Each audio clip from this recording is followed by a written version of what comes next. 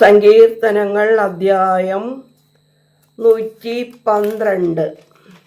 ദൈവമേന്ദ്ര വേദപ്രമാണത്തിൽ അടങ്ങിയിരിക്കുന്ന അത്ഭുത കാര്യങ്ങളെ കാണുവാൻ എൻ്റെ ഉൾക്കണ്ണുകളെ പ്രകാശിപ്പിക്കണമേ. ആമീൻ.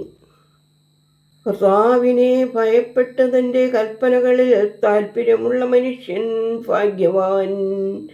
അവൻ്റെ സന്തതി ഭൂമിയിൽ ശക്തിപ്പെട്ടിരിക്കും. നീതിമാന്മാരുടെ തലമുറയിൽ അവൻ അനുഗ്രഹിക്കപ്പെടും. സമ്പത്തും ഐശ്വര്യവും അവൻ്റെ ഭവനത്തിൽ വർദ്ധിക്കും. അവൻ്റെ നീതി എന്നേക്കും നിലനിൽക്കും. നേരുള്ളവർക്ക് അന്ധകാരത്തിൽ പ്രകാശം ഉദിക്കും. താൻ നീതിമാരെ അനുഗ്രഹിക്കും. ദയ തോന്നി കടം കൊടുക്കുകയും വ്യവഹാരത്തിൽ നിന്റെ കാര്യം സഹിക്കുകയും ചെയ്യുന്ന മനുഷ്യൻ നല്ലവനാകുന്നു. അവൻ ഒരിക്കലും ഇളകുകയില്ല. നീതിമാന് എന്നേക്കും സ്മരണയുണ്ടാകും. അവൻ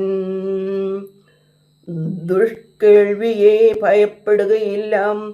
അവൻ്റെ ഹൃദയം ദൈവത്തിൽ സ്ഥിരമായി ആശ്രയിച്ചിരിക്കുന്നു. അവൻ തൻ്റെ ശത്രുക്കളെ കാണുവോളം തൻ്റെ ഹൃദയം ഉറപ്പിച്ചു ഭയപ്പെടാതിരിക്കുന്നു.